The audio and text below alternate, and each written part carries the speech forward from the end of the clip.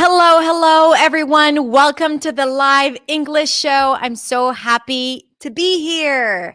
And today we have a special guest. We're going to talk about so many interesting things. I'm going to wait for everyone to join. So we're going to wait a couple of minutes before we start. This is how it is when we start the live show. But just so you know, we have an exciting episode for you, especially if you're interested in understanding how to use your voice to share your message authentically. So if you joined us, let us know in the comments. I see that some people have already joined, and let us know where you are from.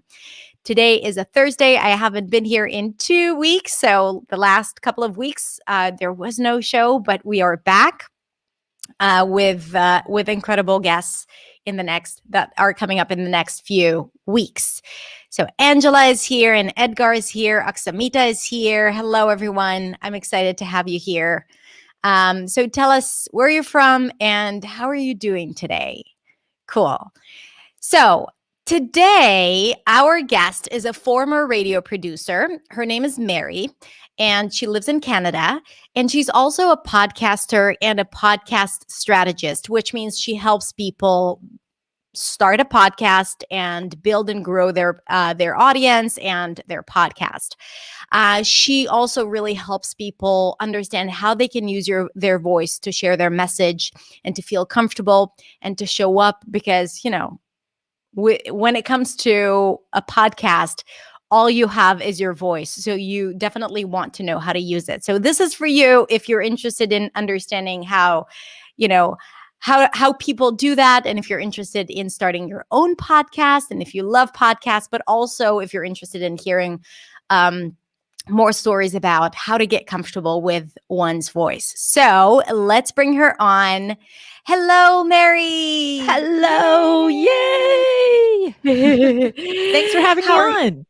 I'm so happy to have you. How are you doing? Doing good. Yeah, it's 9 a.m. my time. I'm on the west coast of Canada. Just starting my day with you.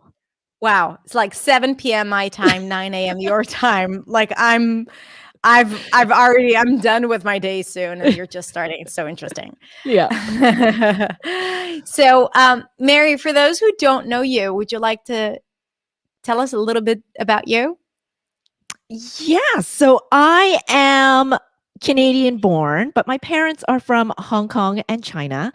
And I went through this whole phase of who am I, being Chinese, being Canadian, and then finding my voice when I went to radio school in post-secondary, out of high school, and then realizing that your voice is so powerful. It really sends a clear message about who you are and how you want to showcase yourself through your voice. Mm-hmm. And so through radio and now with my podcasting work, it's still the love of what I do, audio. Wow.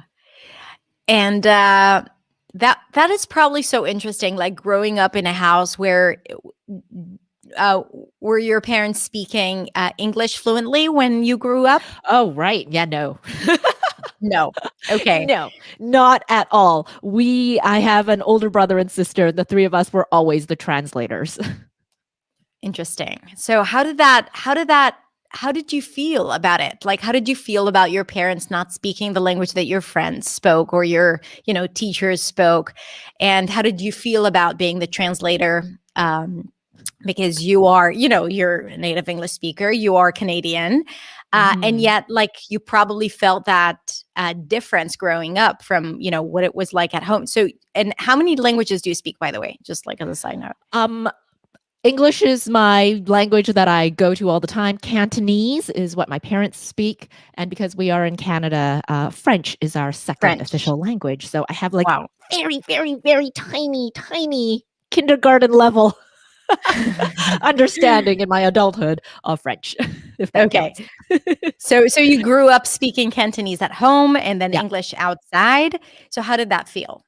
How was that? Felt like this weird duality, like I'm at home and my parents were very strict. So they always yelled at us. They're like, don't speak English at home. You're at home. You only speak Cantonese. And we're like, okay. And then my sister, brother, and I would have like our little secret English sessions in our rooms and things like Wow. that. Yeah. But then outside of the house, I felt like English was my life because my teacher spoke it, all my friends, although I lived in Chinatown, so most of the students there were of Chinese background or Vietnamese, and technically English is all of our second language because when I was Mhm. born it was a Cantonese speaking household. Right. So even though we were immersed in English starting at preschool, kindergarten, some of the students were still learning the language, but we were in the immersive world of English. And so Yeah. outside of the home, I was English speaking. Inside the home, it was Cantonese up until about high school. And then, we Yeah. all rebelled and we were like, we're speaking English only at home. And my parents did not like that at all. And we fought quite a bit because they wanted us to maintain our Cantonese language and to communicate with them because they didn't speak English. Which probably now you understand what a gift that is, because how easily you could have forgotten the language had you stopped speaking it at the age of 5, right? Or 6. Yes, exactly. Yeah, and even Yeah. now, like I can still read a couple Chinese words, and my daughter is 5, so I teach her a little bit here and there. She's always asking me about different words, and even something as simple as going to the grocery store. There's a store here locally that has a lot of Asian vegetables and Asian things as well. And sometimes I would go to the store, and an older person would come and start speaking to me in Cantonese and asking, Mhm. "Oh, what is this on the shelf?" And I could converse with her the best I could because I dropped out of Chinese school when I was in grade 3, but I still have a conversational aspect to it through Nice. speaking with my parents. So I was able to help her at the grocery Yeah. store and say, "Oh, this is what the product is. This is how you cook with it, and this is what it tastes like." And it's just so great to be able to speak in a second language like that. Absolutely. The Absolutely. communication, yeah. Yeah. And I think that, like, good for your parents for, kind of like insisting on that, because I know I have a lot of students that or I know a lot of people that okay, I have a lot of students that immigrated to the US, and their kids only speak in English and they don't speak their native language. And Right. they, like, at some point they gave up, and then the kids don't have that connection to the first language, and they feel like they regret it now.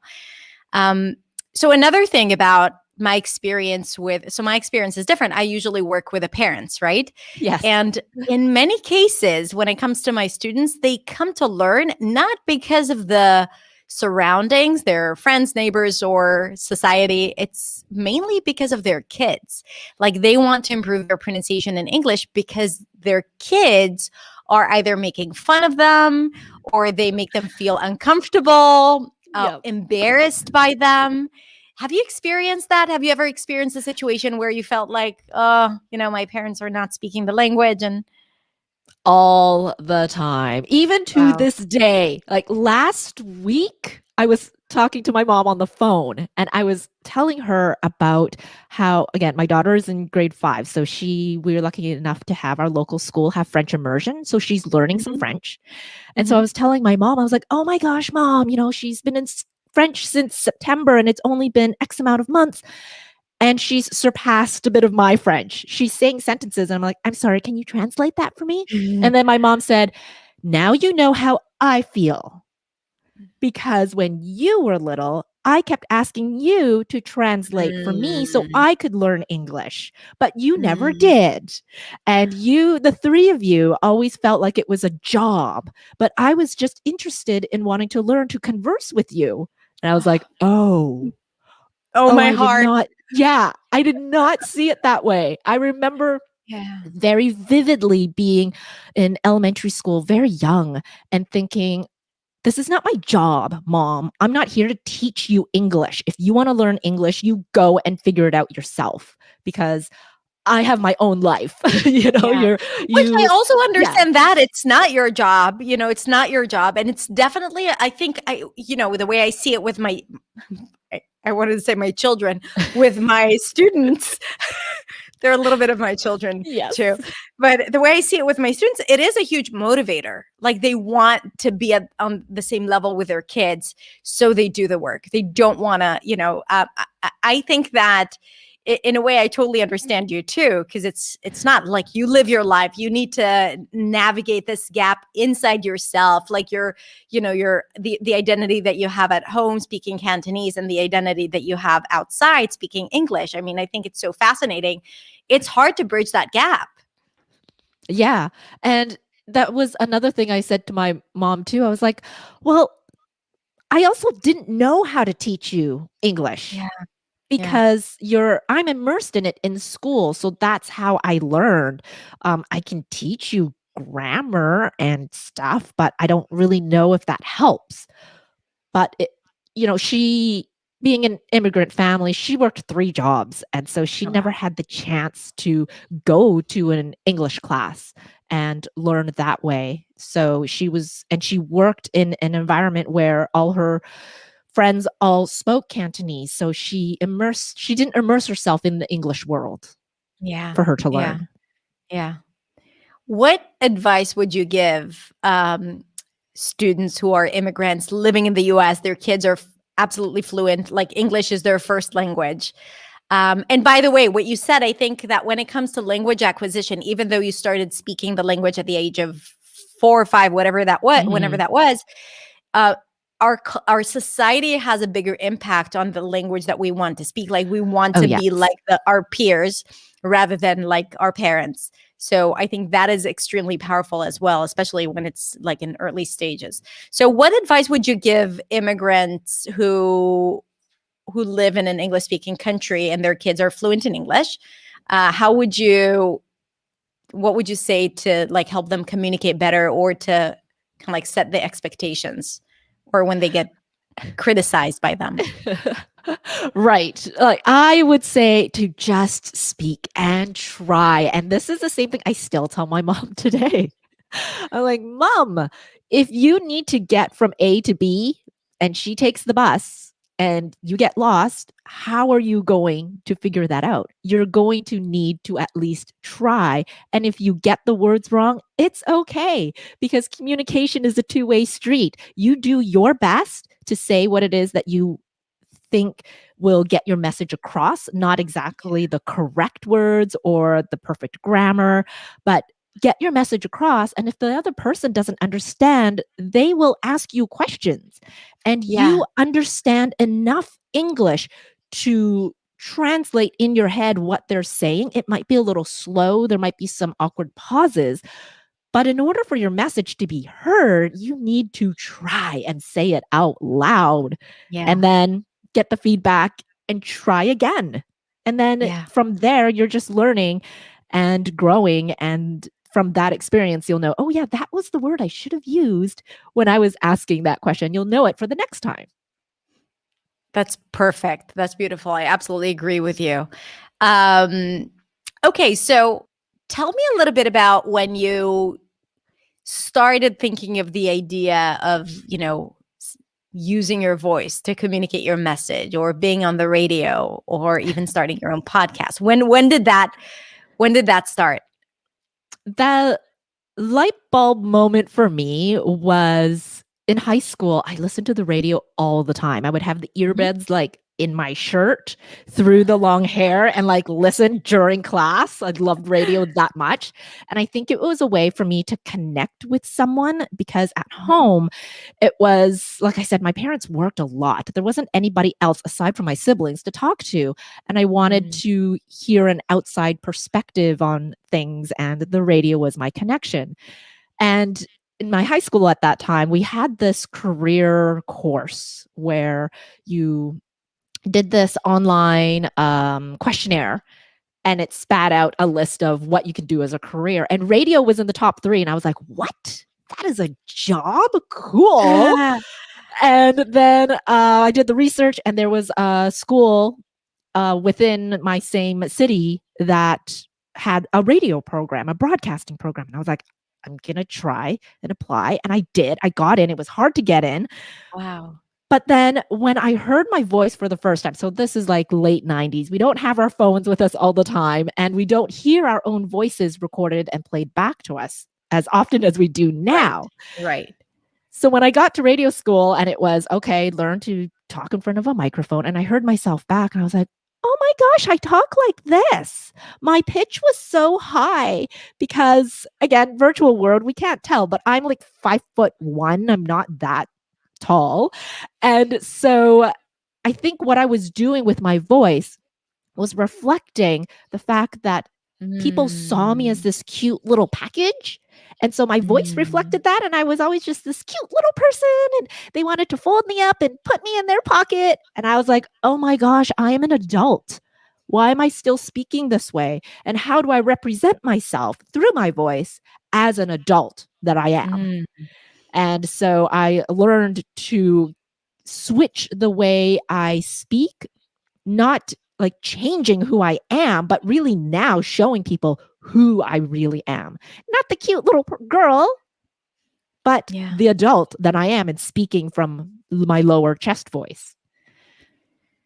Tell us a little bit more about that, because I know that a lot of people, especially when they speak a second language, their voice changes, right? And they think they have no control over it. So can you explain a bit more now that you said, okay, so I shifted to my lower register or my chest voice? What does that mean?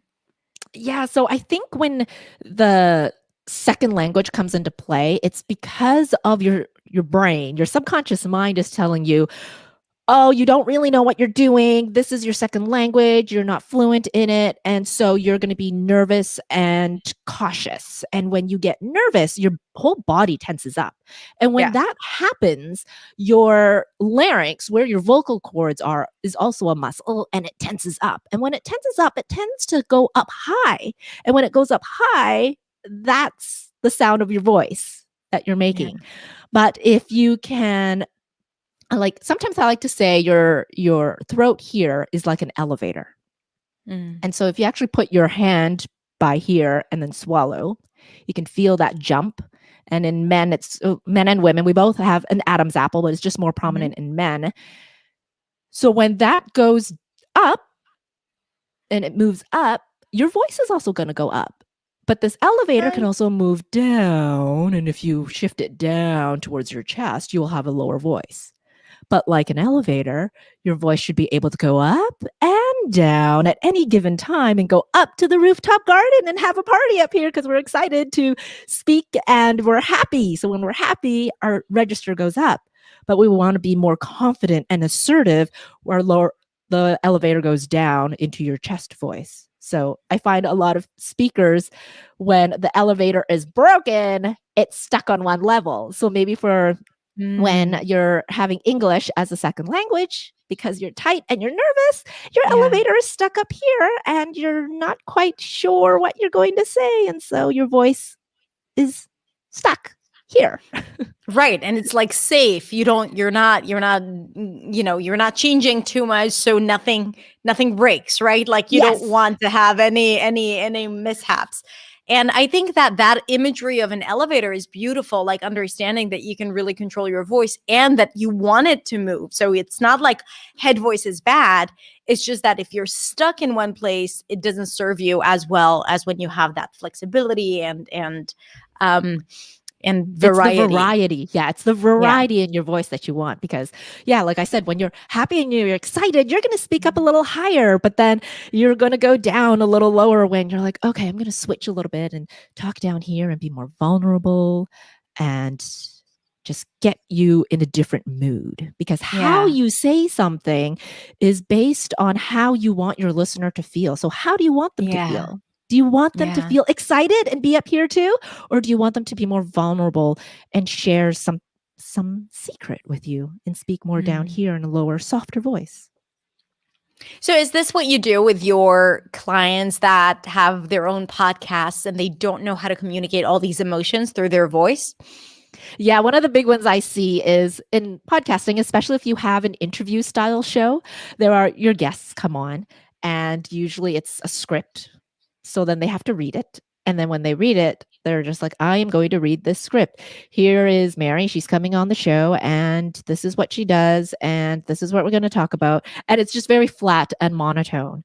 But I know when you hear their The show, reading voice. yeah, they have their reading voice. Exactly. So I get them out of that to make sure that how they hear you during the interview is also how they hear you when you read their bio, when you read an intro or outro, because a bio is also exciting because that means you are also excited about your guest coming up. If your voice sounds a bit more monotone and you're not excited about reading this bio, then why should I keep listening to the rest of the podcast if you don't even think this person is exciting? And those are all the subconscious things that listeners hear from your voice. Yeah. Yeah. That is so true. Like, people form an opinion in the first few seconds, Oh, yes. that you speak. So we really want to make sure that we know what we want them to feel and think, and like what we want them to do as well. And it's all about the sound of our voice. So a lot of times people say, how do I change my voice? No, you don't need to change your voice, but you do want to know how to use it in the optimal way so it serves you. Exactly. And I find the root of that is from your heart. How do you want to feel, and how do you want your listener to feel? And then from there, the movement of the elevator just comes naturally. That's beautiful. And it's not just when you speak on a podcast, it really is when you communicate with anyone at any given situation, right? Like in at the store, or with an authority figure, your teacher's, child's teacher, your doctor, like all your these child too. Like I find banker. I do that a lot. You Your put child. on the parent voice. You're like, do this, do that. And then you're like, oh, that's not the feeling I want her to have. I know. Right? I know. I sound like my mom. Yes, I was like, no, I don't want to sound like my mom. But that's the only time she responds. So yeah. Okay, back to radio school days. So you started working on becoming more aware of your voice. And then what? And then realizing I didn't like it very much, actually. Not at all, especially when I got out of radio school. One of my first jobs was to be on air. So the person you hear talking. But what I really loved doing was all the behind the scenes stuff, like making the commercials, voicing the commercials, putting the music and sound effects together. But then because my first job was to have both the behind the scenes stuff and to be on air, I struggled a bit with the being on air aspect because I had to listen to myself so much. But because I got to listen to myself, I improved a lot more. So instead of just thinking about, oh, I didn't like the way I said that word or the way that I said that sentence, and I'm just so self-critical of myself when I heard my when I was on the air, but alleviating that and then going to shifting that mindset to, oh, I sounded so natural when I was talking about this artist, musician, or whatever. And why was that? Why did I sound more natural? Oh, because I was really impacted by that song or that musician. And again, it comes down to my heart. I really felt that connection to what I was talking about versus I'm just going to say this because I'm supposed to. Like in radio, when you're on the air, you talk about the weather, what time it is, and what is coming up next. And so I didn't have a connection to that. And whenever I said it, it just felt very static and put on versus I'm excited to tell you that it is almost 9:30 in the morning for me because this happened and that happened. Like even saying the time can be exciting if you connected an emotion to that. Yes. Which makes me think about two things, what you said now. One is, recognizing that it's not only okay to feel, because a lot of times people just like shove their emotions down and they don't even recognize what it is that they're feeling at any given moment, because it's not okay to be emotional or to feel or to, like, you want to be cool, unaffected. So that's one thing, and how important it is for you to be able to communicate authentically, because emotion is carried through the voice. Mhm. So that's one thing that I'm thinking. And the second thing is how, being able to listen to yourself. And again, that's something that people tend to avoid quite a lot. I'm sure you Yeah. you have that with your clients. Yeah. How this is really the number one way to understand what's working and what's not. Like, what are your strengths and what are your weaknesses? And if you're not willing to listen to your voice, how do you expect it? How do you expect to love it at any point if you can't Oh, stand yes. hearing it? Loving your voice is such a big thing. I want people to embrace their voice and say that I love it. I use it all the time because I love my voice. Yeah. Wouldn't that be amazing? Like Yeah. I once, when I start Mm. sometimes with my client sessions, I ask them what they feel about their voice. Can you describe to me in 3 words how you feel about it? And she said, it's fine. It's okay. I'm like, but imagine if it's better than fine, better than okay. If you said, I love my voice. Yeah. This is me. This is how I showcase who I am, and I love it. That's a huge It's difference. it's a huge difference, and it's so big, and we don't pay attention, or we don't think about it enough. And Mm. especially with speakers of English as a second language, where they don't feel fluent and confident and they don't want to speak. Yes, it has to do with the English and the words that are not available, but also if you have that inhibitor, that is, I don't like my voice, that's yet another reason why you would choose not to speak. So tackling that as well, recognizing that this is your voice, it represents you, it's a reflection of you, and you have to love it to be able to use it confidently. That would really open up a lot of, a lot of a lot of the energy, a lot of the spoken energy, and your fluency. Yeah. Yeah. And it's the same with podcasters. They will record their episode, publish it out, and then never listen to it again. I'm like, but how can you know if you are going in the direction that you want to, not just for your voice, but for the show itself as well, the Yeah. content that you were Yeah. creating. But, they're just like, I'm going to create the content and forget about it, create the content and forget about it, which in some ways is great because you are then practicing and using your voice a lot. But you do need to go back every now and then and listen back and hear not to be judgmental of yourself and that self-critical, that little gremlin that's always on your shoulder and telling you bad things, but to have a discerning ear and be kind to yourself, like as if you were a friend telling that person how their voice is. What would you say to your friend? You wouldn't tell them that, oh, you sound horrible. What is that noise? Or what's with that gravelly thing that you have in your voice? No, you would never tell a friend that. So how would you tell your friend to have a shift in your voice? What would you do differently? What are you hearing Yeah. that I do not hear? Yeah. That's such a great way to look at it. So I have a question. Yeah. Because you've been in the public ear, right? Yes. And in when you were in the radio, and also with having your own podcast, that I'd love for you to tell us about it in a sec.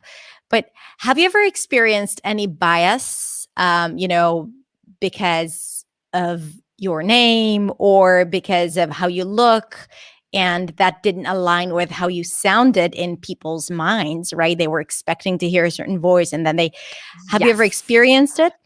Yeah. Tell me about it. Yes. This one is a story I tell all the time. So on radio, as you know, you don't have a visual element. And so I always thought I didn't want to be the token Chinese girl on the radio. And so when I got that radio gig, I asked my boss, in radio, most of the time people change their names, so it's not uncommon, but I still wanted to be Mary. And I didn't want to be the token Chinese girl. So I was like, hey, boss, can I just use my first name? Is it okay, or is it too generic to just be Mary? And he's like, no, that's fine. If that's what you prefer, go ahead. And so I did. I was Mary only on the radio. And with radio, sometimes you're live on location. So you're at the grocery store promoting a product or whatever, and you finally get to meet your listeners face to face. And so I'm there, I'm doing my thing. And then somebody comes up to me and they're like, oh, you're Mary? Oh, I thought you were taller. Yep. Wow. And then they're like, or they would say, you're Mary? Oh. And I'm like, what do you mean? Oh, yeah, my Mary. And they're like, oh, I thought maybe you had a different last name or something. I'm like, what? Really? So because I don't have a Chinese accent and I have a broadcast accent, whatever, that means, they didn't picture me as having an Asian face, I suppose. So I have that where it's the height thing and also the Asian face thing. Yeah. And how did that make you feel? And how did you respond to that? I always tend to go with laughter because laughter goes a long way, and I don't want to brush it off and, start antagonizing the person, because sometimes they don't mean it in a harmful way.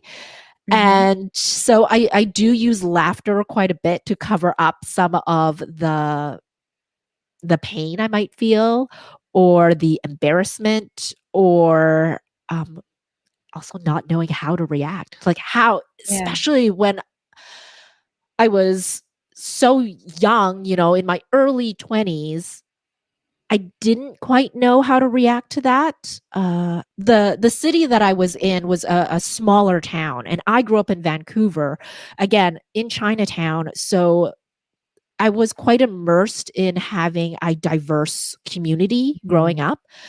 But when I went to the smaller community elsewhere, I was the minority, and it was kind of the first time being treated in that way. So in the beginning, I didn't know how to react. So I was like, oh, I get that all the time. Oh yes, yep, this is me, Mary Chan. Chan's the last name, or and it was the only way for me to get around not picking a fight or an argument at that time.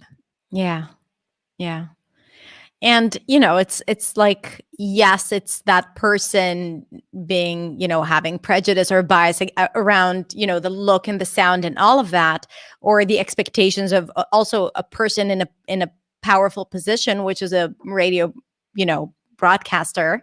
So that has to do with that, but it's also the system, right? They're just a Yeah, product of the system. exactly. Um, Yeah, which sometimes you get overlooked too, especially in media.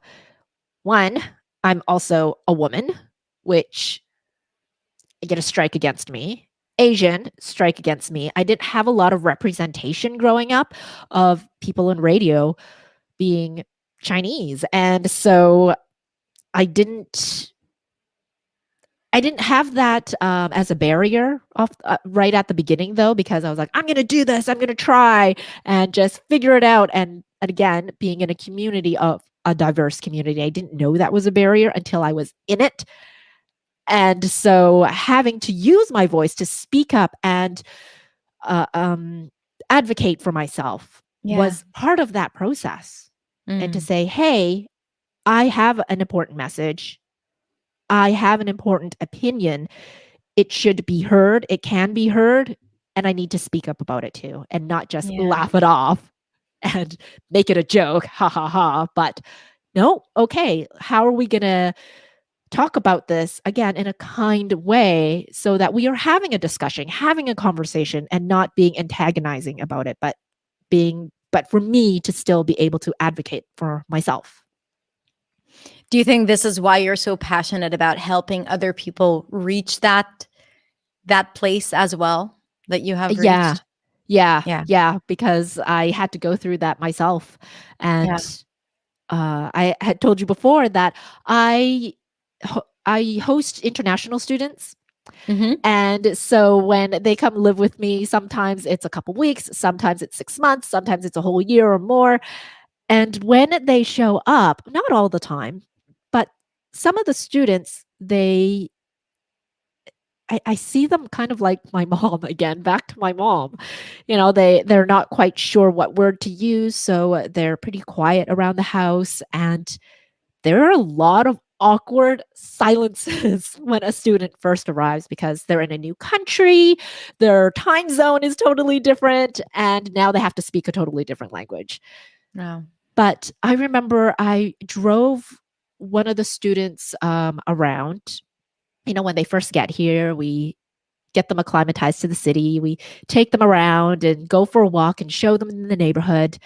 But I was doing all the talking, and I tried to Mhm. have some quiet spots for her to jump in. And I know, translating might take some time. So I just give her space, but she wasn't saying anything. And I gave her that talk of, I just want you to try. And if you make a mistake, it's okay. I'm here for you and I will help you along the way. But, if you don't try, how are you going to learn? You're here in Canada. You took that big step to come here. So I'd love to have a conversation with you. And from that point forward, she was this bubbly, outspoken person. And I was like, where did Wow. you come from? And she said it was because you gave me the permission to try and Oh, make a mistake.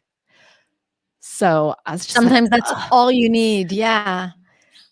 Wow. She was lucky to have you there to help her. No, yeah, I love having international students because they bring the world to me. Not right now in COVID. We haven't had any international students during this time, but can't wait for them Yeah. to show up and to get them to embrace their voice and empower them to use it and Yeah, use English as their second language. absolutely. So, as a podcast strategist, which tell us what that means. What is a podcast strategist? So in the work I do with podcasters, there's two folds. It's one, if you don't have a podcast, to launch one and to create Mhm. one for with you. You have the idea, but how do you get it out into the world? There's so many moving parts and stuff. And then two, if you do have your podcast, well, what is your workflow like? How are you editing your show? How can I support you in creating a better workflow? Because again, there is so many hats that you put on when you're a podcaster. You're the host, you're the producer, you're the writer, you're the marketer, you're the promoter, all of this stuff. So I just help streamline all of that and just make it a bit more of a pleasant experience, because the fun part is when you actually get to use your voice and get behind the mic. Yes. I feel like because I started with a YouTube channel and then I started my podcast at the beginning of 2020. And I thought it would just be the same, like speaking to my people. But Yeah. it ended up being so different speaking to the camera and speaking to the mic, right? It's like there's so much more intimacy, so many more quiet moments, or you have more space. I feel like I'm much more connected to my audience when I speak to the mic. And they also say that my voice is different it's a different microphone, so that matters There's too. that. Yes. Yeah. But they definitely tell me, because I think I have a lower voice when I speak because I'm not projecting it to the camera that is far away from me. I'm speaking here, right? Yeah. And then my voice changes or my intention changes. Yes. Um, so I think that's really uh, like having a podcast is such a beautiful way to connect with the people you want to connect with. And like we have a lot of teachers, especially language teachers, watching this. And I know that many of them are playing with the idea of starting a podcast, or they think like, should they do it? So what would you tell them, and what tips would you give them if they want to start a podcast? Well, I want to get back to your point too about how your voice is a little bit Mm, different on the podcast. And that's because audio is such an intimate medium. There's no visuals involved, usually on a traditional sense, just like radio. And so you can get into that vulnerability. And when you do get into that vulnerability, your voice shifts and lowers. And so your voice is mm, slightly different. And not only is it's an intimate medium, not just for you as the host, but for the listener as well. Like if you imagine some people listen to podcasts when they're doing the dishes, going for a walk with their dog, and they've got the earbuds in and they're listening to only you and your voice. Yeah. Or sometimes they are in the shower, in the bathroom. Like, you can't take a YouTube channel with you to the shower. Well, No. I mean, you can, but right. So you, as the listener, you're in their Yeah. ears in a very intimate setting, in an intimate place. And so they are more receptive than to your message, because you don't have those barriers. It's like being naked in some ways, right? No, You don't really, have the it does camera. feel that way. Yeah. Yeah, absolutely. And so with a podcast, you can definitely connect with your learners a lot more deeply through your voice. And as English as a second language, it's all about the voice as well. So why not use that as a great way to connect with your students? Yeah. Oh, absolutely. I think this is and it's definitely growing. Wouldn't you say, like the podcast industry, the podcasting industry? Yes, especially with COVID in the last year. So before COVID, there were almost 1 million active podcasts. And now this time last year, we've hit over 2 million. We've doubled in the past year. Oh, wow. Yeah. So, and although doubling sounds like a lot, if you compare that to a blog, there are about 700 million blogs.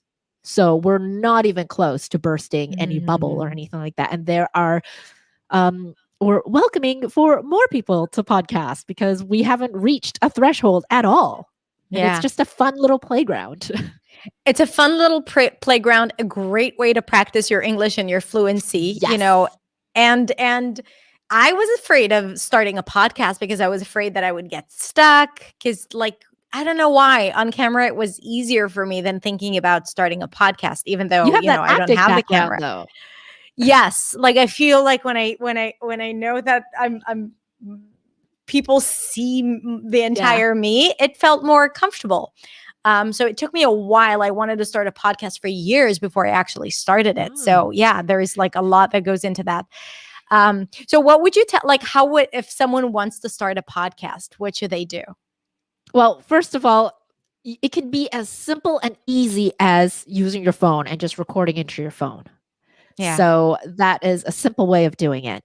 But again, because it is an audio only platform, usually the sound quality is key.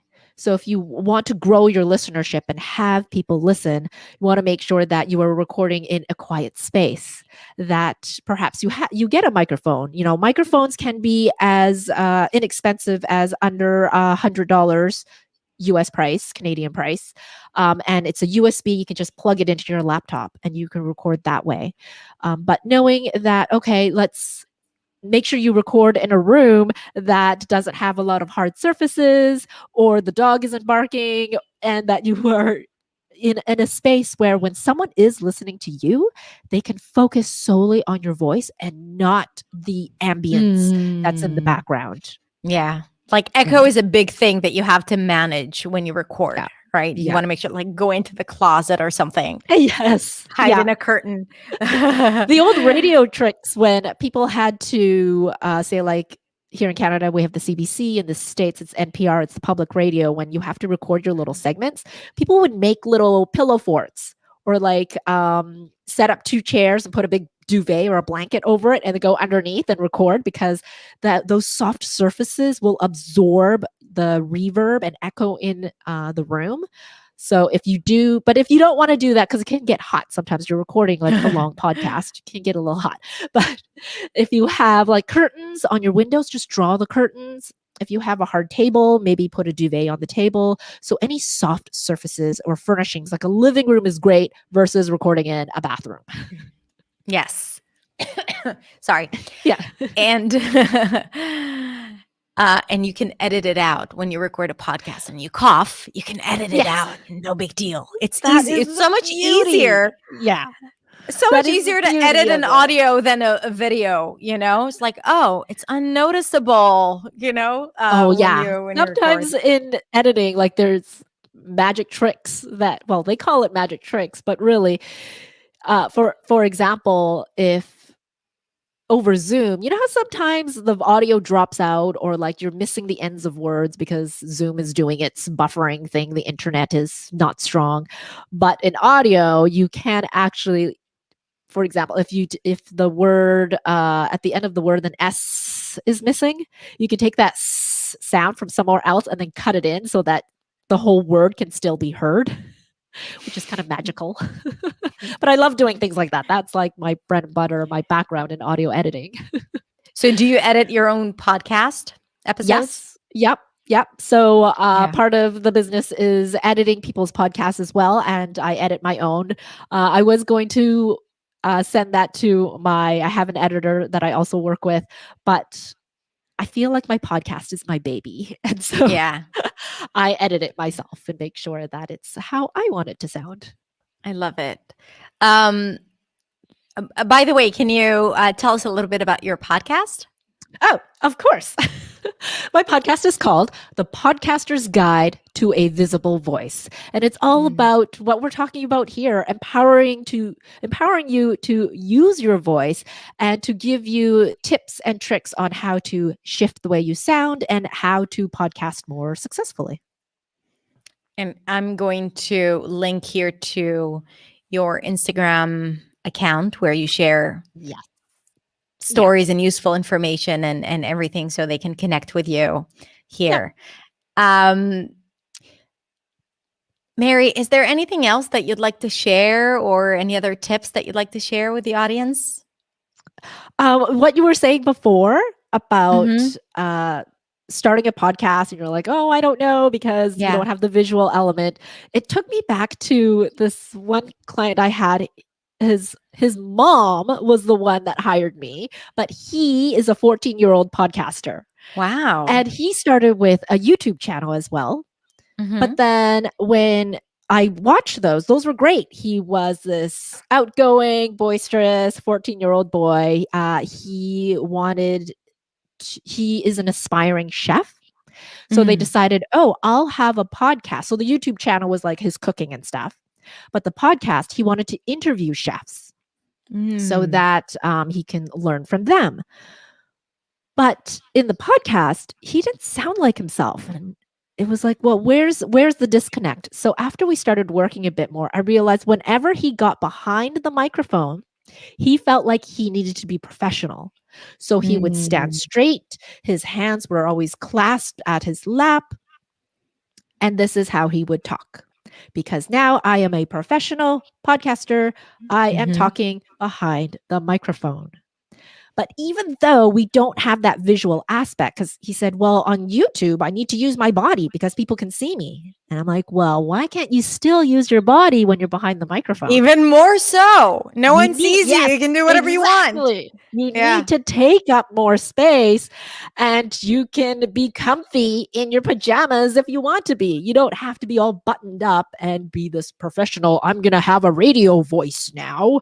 No, you can still be yourself and use your hands and use your body and create those silly voices and be this bigger person, or get small and be vulnerable and get closer to the mic and share that emotion with someone because you can through your voice.